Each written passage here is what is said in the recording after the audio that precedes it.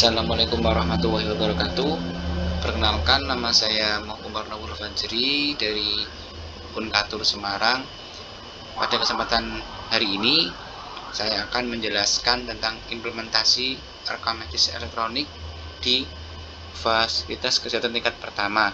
Ini merupakan lanjutan materi yang pernah saya buatkan video sebelumnya, yaitu tentang SNOMED City yang ada di video 1 dan video 2.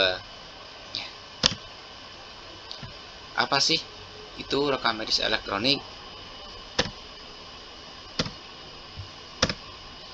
Rekam medis elektronik merupakan rekam medis yang dibuat dengan menggunakan sistem elektronik yang diperuntukkan bagi penyelenggaraan rekam medis.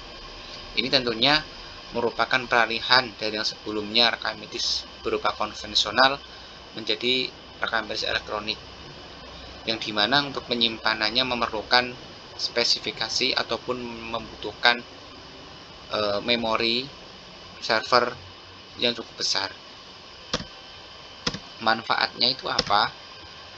Jadi manfaat penggunaan rekam medis elektronik atau yang kita sering sebut RME secara umum itu sebagai pemeliharaan dan kesehatan pengobatan pasien. Kemudian juga dapat digunakan sebagai alat bukti dalam proses penegakan hukum, kemudian disiplin kedokteran gigi, penegakan etika kedokteran, untuk keperluan pendidikan, penelitian, dan sebagai dasar pembiayaan kesehatan dan statistik kesehatan.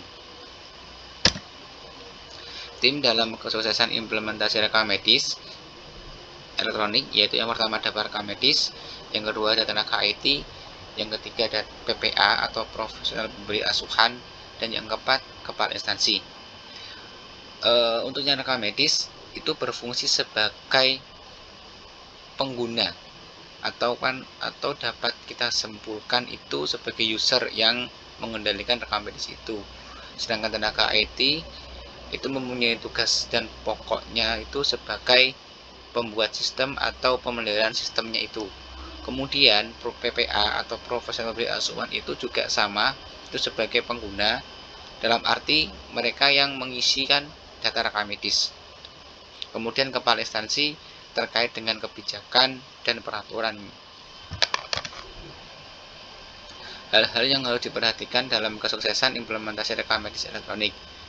Yang pertama ada SDM. Kenapa SDM? Karena SDM merupakan komponen penting dalam terlaksanakannya sistem RME. SDM yang terlatih dan yang paham tentang teknologi akan mudah dalam menerima sistem RME ini. Kemudian infrastruktur jaringan. Pertukaran data pada RME erat kaitannya dengan koneksi internet. Untuk itu jaring internet ya harus tersedia di Fasiankes yang akan menyelenggarakan RME, termasuk untuk membuat akses poinnya agar setiap petugas dapat mengakses. Kemudian yang ketiga, perangkat elektronik. Kebutuhan komputer dan lain-lainnya merupakan sebagai alat untuk mendukung terlaksananya RME, misalnya kebutuhan server. Kemudian yang keempat, keuangan. Nah, ini terkait dengan fungsi anggaran dalam RME. Sekian dari saya, terima kasih. Wassalamualaikum warahmatullahi wabarakatuh.